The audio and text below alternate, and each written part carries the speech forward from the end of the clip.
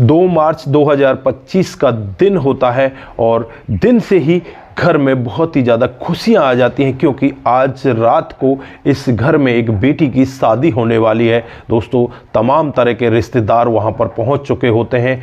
लगभग 800 लोगों का खाना तैयार हो चुका होता है। दोस्तों, दुल्हन भी सज कर तैयार हो जाती है, लेकिन वहां पर दूल्हा ही नहीं पहुंचता। दोस्तों, रात को करीब 10:30 बज जाते हैं। 10:30 बजे तक इंतजार किया जाता है कि दूल्हा अब आएगा, लेकिन दूल्हा वहां पर पहुंचता ही नहीं। दोस्तों, फिर यहां पर दुल्हन का भाई, जो दूल्हे के परिवार वाले लोग होते हैं, दूल्हे के पिता और दूल्हा और भी जो अन्य सदस्य होते हैं, उनको फ़ोन करते हैं तो उनका फ़ोन स्विच ऑफ होता है। दोस्तों, फिर उसके बाद ये मामला नज़दीकी थाने में पहुंच जाता है और थाने की पुलिस जब रात को करीब 12 बजे लड़के और लड़के के पिता को लेकर आती है तो यहाँ पर उनके बयानों को सुनकर हर कोई व्यक्ति दंग हो जाता है। दोस्तों, क्या था पूरा मामला, किस वजह से ये सरकारी टीचर दूल्हा बनने के बावजूद भी दुल्हन को लेने के लिए नहीं आया, क्या बड़ी वजह रही होगी, कहाँ का ये मामला है। अगर आप लोग भी पूरी घटना को जानना चाहते हैं तो लास्ट तक वीडियो को जरूर देखिएगा। इससे पहले हमारी वही रिक्वेस्ट कि जो हमारे चैनल के साथ नए हैं, कृपया करके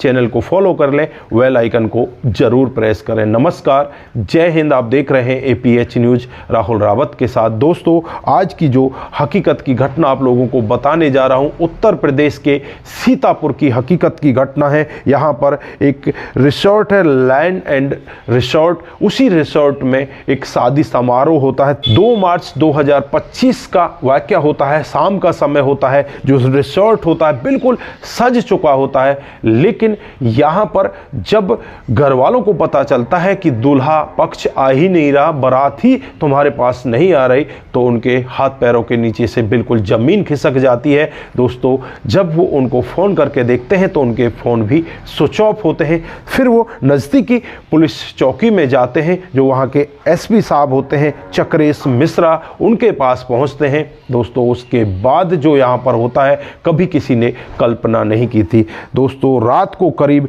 12 बजे का वाक़या होता है। रात को 12 बजे जो लड़का होता है अभिषेक मिश्रा, जिसकी उम्र लगभग 32 साल होती है, जो सरकारी टीचर होता है, उनके जो पिता होते हैं वो भी उनके साथ में आते हैं और ये नवीन चौक थाना इलाके के रहने वाले होते हैं। जब रात को पुलिस इनको लेकर आती है, पुलिस के साथ ये आते हैं, तो यहाँ पर पुलिस इनसे पूछताछ करती है कि तुम शादी में क्यों नहीं आए, किस लिए तुमने यहाँ पर शादी से मना कर दिया। तो ये तरह तरह के बहाने बताने लगते हैं और कहते हैं कि हमने तो पहले ही मना किया था, हम शादी नहीं करना चाहते। लड़का कहता है कि मैं तो पहले ही शादीशुदा हूँ। इस तरह के यहाँ पर विचार उनके वहाँ पर दिखाई देते हैं। लेकिन जब यहाँ पर लड़की पक्ष से बातचीत की जाती है, खुद लड़की से बातचीत की जाती है, तो लड़की भी यहाँ पर यही कहती है कि ये लोग दहेज मांग रहे थे, दहेज की वजह से ये अब शादी नहीं करना चाहते। 20 लाख रुपए में सौदा तय हुआ था, जिसमें से 10 लाख रुपए इनको दे दिए गए हैं, लेकिन 10 लाख रुपए बाद में देने थे, फिर भी ये हमारे पास बारात लेकर आए ही नहीं।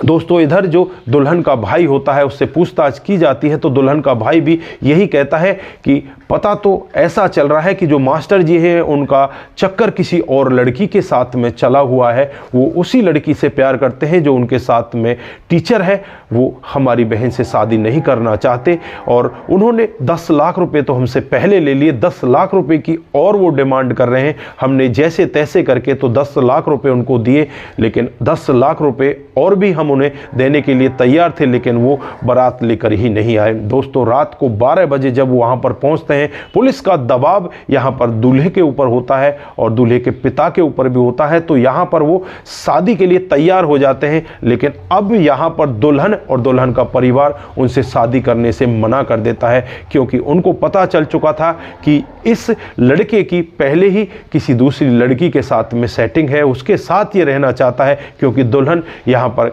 उनसे पहले बात कर चुकी है, तो दुल्हन से भी उन्होंने यही कहा था कि मैं तुम्हारे साथ में शादी नहीं कर सकती। 13 दिसंबर 2024 को एंगेजमेंट होती है, एक राजस्थानी होटल है, उसके अंदर ये सभी लोग इकट्ठा होते हैं, जिसमें 50 लोग तो लड़का पक्ष से होते हैं, 50 लोग लड़की पक्ष से होते हैं। 100 लोगों की यहाँ पर गैदरिंग होती है और उन 100 लोगों के खाने में काफ़ी सारा खर्चा भी आता है। उसके बाद 2 मार्च 2025 को शादी तय की जाती है, लेकिन यहाँ पर खाना पीना सब कुछ बन जाता है, पूरी यहाँ पर तैयारियां कर ली जाती हैं, लेकिन दूल्हा यहाँ पर नहीं पहुँचता। जो मास्टर साहब होते हैं, टीचर सरकारी, वो यहाँ पर पहुँचते ही नहीं। दोस्तों, अब यहाँ पर जो परिवार है उनका आरोप है कि हमारे ऊपर दबाव बनाया जा रहा है, हमसे कहा जा रहा है कि अगर तुमने ज़्यादा 3-5 की तो तुम्हें मरवा दिया जाएगा, तुम्हें उठवा दिया जाएगा। इस तरह का आरोप यहाँ पर लड़की का जो पक्ष है, उसका भाई है और उसके परिवार के सदस्य हैं, वो सभी लोग हैं, वो इसी तरह का आरोप इनके ऊपर